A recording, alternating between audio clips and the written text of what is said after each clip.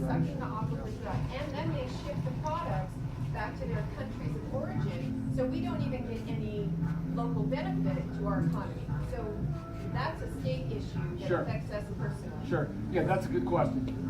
Look, water is the issue that keeps me up at night. I think we can solve the rest of this stuff, to be honest with you. I think we can address education. I think we can look at other opportunities. We've got to get an answer around water.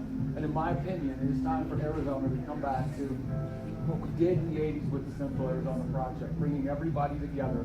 We've got to look past partisan lines here. We've got to make some tough decisions. We need some strong leadership and develop a plan going forward for Arizona. This is almost a post-climate change plan here as we think about how we're going to redistribute, how we're going to think about water rights, our relationship with other states as well.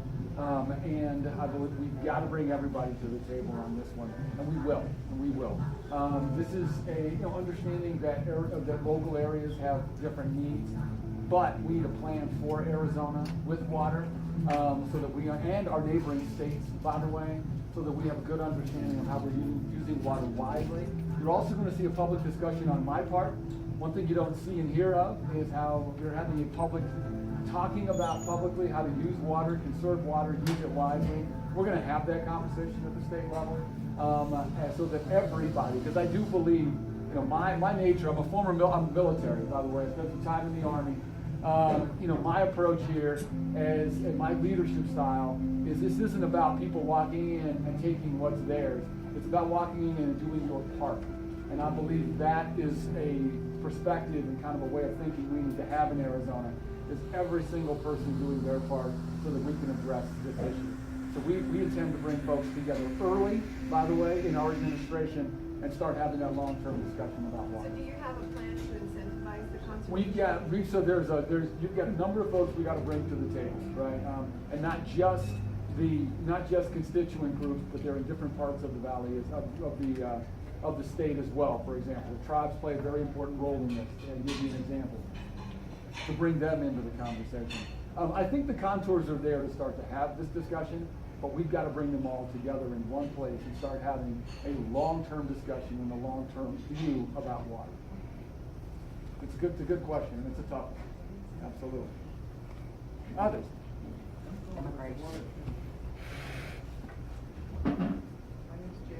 Hi, Jane. We're in a disaster area here, like she said. The water tables are going down faster than ever.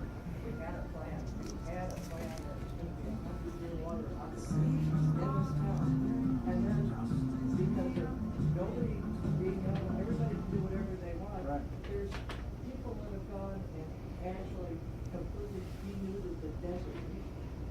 Nothing will ever grow back there. It takes hundreds of years when you wreck the desert. And they're out there planting alfalfa that's sent out Saudi Arabia, and our water tables have gone down just incredibly. We might not even have 50 years left. It's a crisis here already. And why is that being allowed? Plus the fact that we never used to have these big dust storms. Now we're having these gigantic dust storms because you talk about an environmental disaster. You and your solar panels, I really don't care about, because I would rather not have any electricity at all and pump water out of the ground so I can drink water. That's a much more, to me, important thing than your solar, because it's a crisis here and it's going to come fast. Sure. And nobody's doing it. Nobody seems to care. So, yeah, go ahead. Plow out the deserts. Pump out water. You go out there and you can watch them pumping through big wells and big wells. Where are they getting? I thought you had a permit for it. Is this a state thing? Is this a county thing? I don't know. Well, I think it's a state thing. Look, this has to start from the top. This has to start with the governor. It can't wait. Well, we don't have. If I was governor today, we would be having this conversation. I can tell you this. With everybody at the table. Look, part of what we have right now is this circumstance where you have all these different jurisdictions. If I was sitting across from somebody from the tribes and telling me about their water rights, we've got our neighboring states who are involved in this. One of the first things we will do, you get this opportunity when you get started with the new administration to set priorities.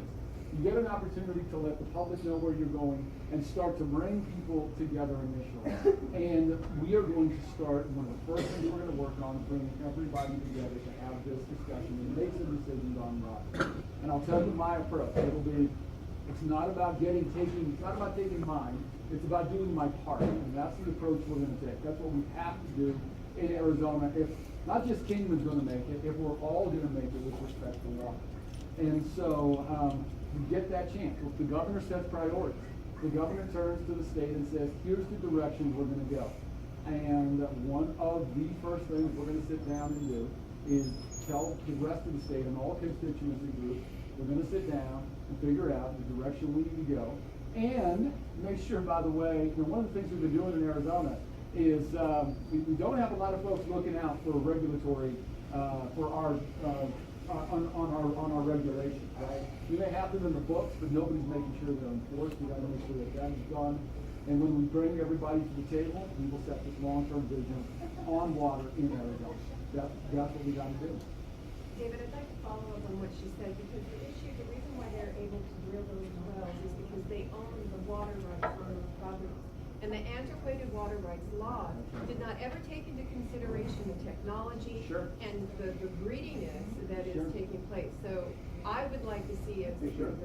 one of the That's first part of the priorities, we need to conversation. review and change Sure. those antiquated, And they outdated water are rights laws. antiquated. They're 100 years old in some cases. So we Because have- they're within their legal rights to be sucking our aquifers dry, and Absolutely that right. needs to stop Absolutely immediately. right. And so, that's what you do as governor. You start setting priorities for the state. We will set a priority on the environment with a focus on water. It's going to happen when we get into office, without question.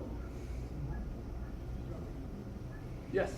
Well, I had two questions, but I'll start with a different one than what I mentioned. Let's talk about corporation taxes. Okay. Big businesses, right? So if you look at the Intel monopolizes Maricopa County for the most part. I would like to see us continue to bring big corporations into the state, but I think there needs to be some incentives that every time we agree that, yes, they say, we'll come and we'll bring jobs, that a percentage of those jobs come into the rural communities, right? We can provide remote support in a lot of different ways to a lot of these big corporations. We have the skilled resources out in these rural communities. And like you said, the community colleges are the best place to train them. Our community colleges need to be improved on their technology platform. Right, if you look at Mojave Community College, they have a great technology group, but they don't have the fiber to really bring in big businesses or attract big businesses to be a data center failover site. Fiber as in? Fiber as in Broadband, internet, okay. Wi-Fi. Yeah. And so I think instead of always attracting the big businesses and the large number of jobs into the big cities, let's not let them forget that we're here, we have good resources, we have people that have good attitude, aptitude, Sure. who can be trained to do these jobs. And we seem to forget the rural communities. Sure. So a couple things. Three big issues I hear in rural Arizona, and you can tell me if they're consistent here. Roads is a big one. Physical school conditions are another big one. And broadband internet so that you can take access to today's economy is a third. Those are the three big ones that we hear, and three that we believe are important economic drivers for rural Arizona. Your other issue about cities coming in. Other states, as they have approached corporations coming in, have come in with multi-city proposals. So what that also does, by the way, it also means that cities aren't necessarily bidding against each other, and now actually they're lowering the bid against each other. And I have seen that in a few other states. I think it's a good idea, by the way, as we go forward as a state to say if we're gonna bring a corporation to Arizona, how do we create a stronger proposal through multi-city partnerships, which could include and should include rural Arizona as well. I think that's, again, a very different approach than not only bidding against states, but now we have cities bidding against cities for corporations, when in reality, I think we're in a position for everybody to benefit. And so, yeah, there's a few examples out there that I think are really good of multi-city projects being proposed that are done well, but they include, and they're attractive, but they're more than just a single city out there on the And Oregon is a great example. Yep, and Colorado's got some good examples too. Portland as well. I'm a former educator, both with the Kingman School District and also NAU. And I would like to see a level playing field between the charter schools and the Sure. rest of the schools. Sure. I think it's very uneven, Sure. and it's even uneven at the State Department. Yeah. Because the State Department, if they get a complaint, it's handled very different way if it's the charter school than if it's the other schools. Right. And Right. I like what I heard about you coming to us, because there was a time when the State Department came to us and we had a lot of really good training, and then that stopped, probably for budget reasons, I guess, but anyway. But I'd be interested to hear what you have to say about that. Yeah, so with respect to charter schools, to me, here's where we need to go. We need more transparency and more accountability for charter schools.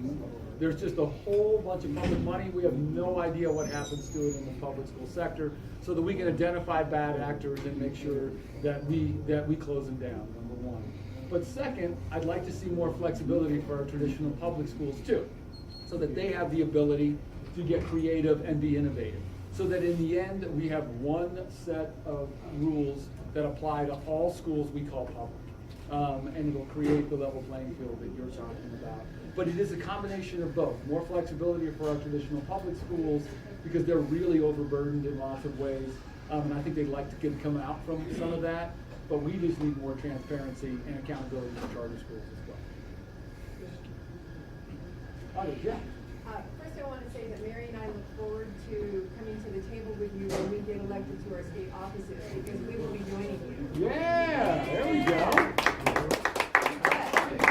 Following up on the Red for Ed, the education Sure. movement, what I would like for you to understand about education here, when Mary and I were out collecting petition signatures, we had a bus driver from Mount Tipton come and talk to us. I think the rural issues, or the rural education, was hit hardest with this recent bill. She talks about they don't have toilet paper, they don't have soap in their bathrooms. The students have 5 hours per day bus driving time at the middle school, because they're 2.5 hours in the morning, 2.5 hours at night. Their education is being hampered by not having the same even opportunities of participating in the extracurricular activities. So we talk about a level playing field. It also needs to come down to accountability for the harder impact that these terrible budgets are having on the rural areas. So I just want to reinforce that, because that is also not a level playing field. Because so much of the money has to go to transportation. Our salaries are so low. And in a state that already has low pay, Kingman teachers are among the lowest. Exactly. So I need to make that, because it really is not how it affects the schools down in these clustered areas. Sure. It's not the same. Well, we'll talk about that for a second. Look, we are committed to restoring the $1.1 billion back into education. And that sounds like a lot, doesn't it? But the reality is our educators are asking to go back to 2008 levels. They're asking to go back, they're just to be a decade behind. That's terrible when you stop and think about it that way. There are 3 ways we're going to do this.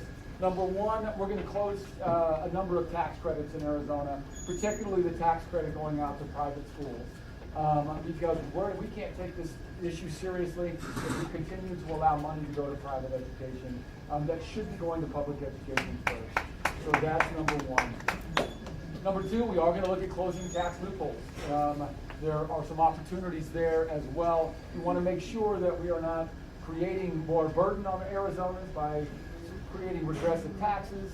We're not going to tax goods and services that help people help themselves, but there's enough in there of arrangements that really go back to a lobbyist and a legislator that created a sweet deal for a corporation that we need to look at again and decide whether they're in the best interest of Arizona. And number 3, we need to raise revenue in Arizona, folks. We are behind the ballot initiative that Red for Ed is pushing.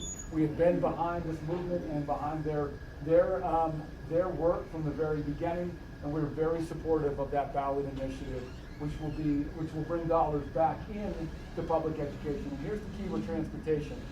One of the things that I'm very excited about that Red for Ed did, that is just, to me, one of the best decisions they made, is they made it clear that this isn't just about teacher salaries. Because if that were the case, other areas would get squeezed. Transportation, for example, would start, healthcare, and everyone else who contributes to a school would be left out. They made it clear this is about improving schools generally, creating better conditions for students. And so when you bring dollars in that again are enough, like the $1.1 billion, you don't have to trade out transportation like you had to before. You can actually put money into soft capital and books and computers and other areas. And I believe that the conditions of Arizona's students are going to be improved. But likewise, I should tell you that I believe our focus on the state should be with more flexibility too. So I'll give you one example of what I mean by flexibility. One area is student needs. Every community has student needs due to different reasons. I believe that at the state, local areas should have the ability to let the state know how they're going to address the needs in their area. As you know right now, a lot of this comes down from regulation that says here's how you treat needy students. But students in Phoenix who have needs are different than students in Kingman and different than students in the Navajo Nation.